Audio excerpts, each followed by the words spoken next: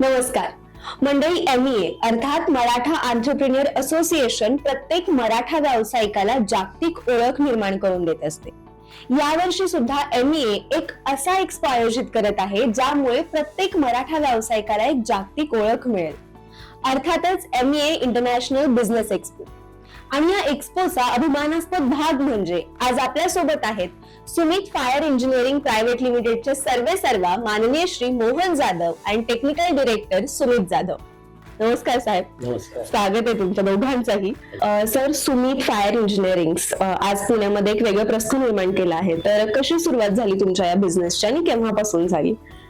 खरं तर मी electrical engineer आहे आणि पूर्वी मी किर्लोस्कर सारख्या ठिकाणी काही 14 वर्ष नोकरी केली आणि नोकरीत असताना बिझनेसची आवड असल्यामुळे मी बिझनेसमध्ये साधारण 2002 साली फुल टाइम बिझनेसमध्ये आलो.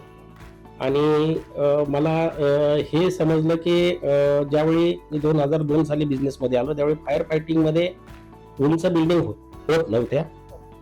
तर मला असं वाटत होतं नेहमी की ही फायर सेफ्टीला फार महत्त्व येणार आहे आणि दिवसेंदिवस उंच बिल्डिंग होणार आहेत, म्हणून आम्ही त्या बिझनेसमध्येच ग्रो करण्याचं ठरवलं.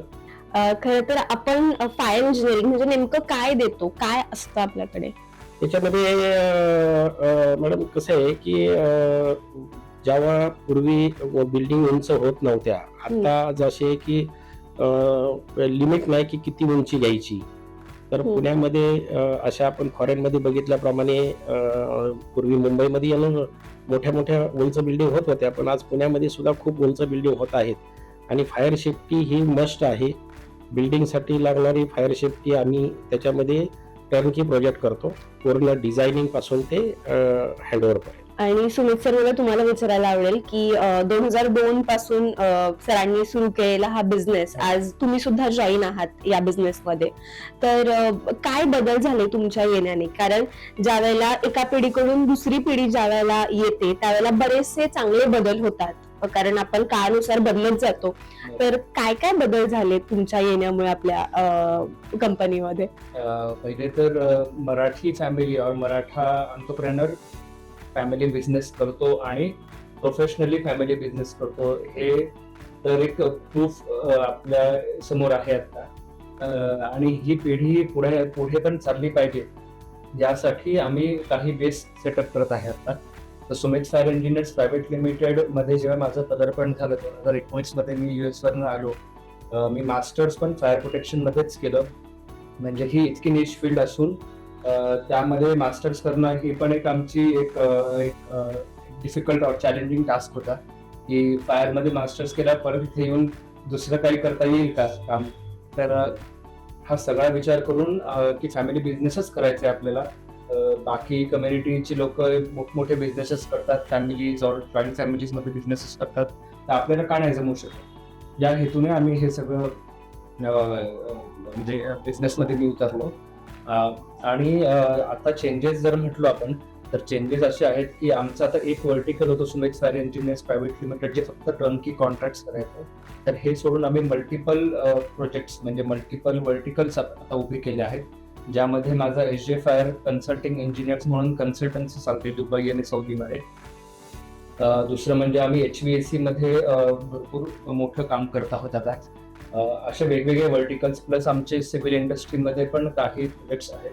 असे वेगवेगळे वर्टिकल्स आम्ही आता उभे केले आणि पॅरलली आम्ही आता रन करतोय as a family business. Sir, या संपूर्ण प्रवासात असा कुठला टर्निंग पॉइंट आला होता जिथे एक चांगला बदल झाला असं तुम्हाला वाटलं?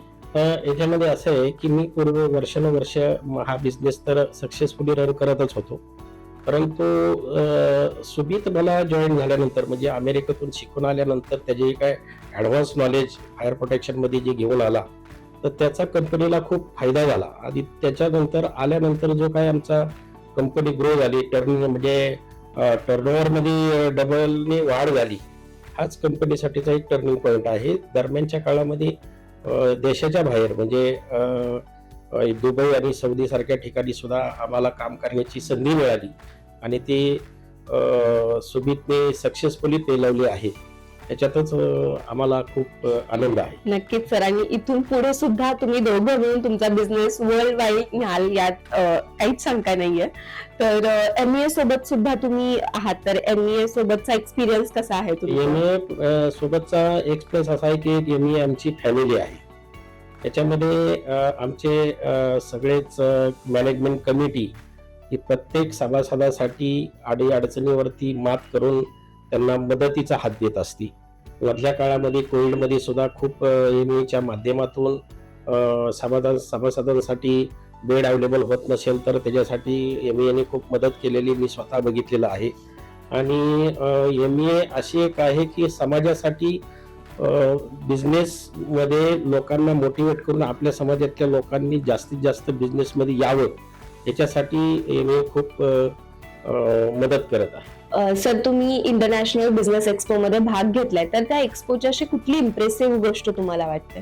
पहिले तर हा इंटरनॅशनल एक्सपो असल्यामुळे ग्लोबली त्याचं रेकग्निशन राहील आणि त्याच्यासाठी आम्ही जास्त एक्सायटेड आहोत. कारण त्याच्या आधी पण मी इंटरनॅशनल एक्सपो अटेंड केलेले आहेत आणि त्या पद्धतीनेच MBA आता तरी तयारी करताना दिसते और त्या पद्धतीने सगळं प्रिपरेशन दिसतात आमच्याशी जे चालले. तर वी एक्सपेक्ट की त्या टाईपचा त्या ग्लोबल लेवलचा आपला एक्झिबिशन राहील आणि MBAच्या सगळ्या सभासदांना त्या टाईपचं एक्सपोजर मिळेल. ओके. आणि आता होणारा जो एक्सपो आहे, तर त्या संदर्भात तुम्ही इतर उद्योजकांना काय आवाहन कराल? हा इंटरनॅशनल एक्सपो असल्यामुळे आम्ही तिथे स्टॉल बुक केलेला आहे B11 नंबरचा.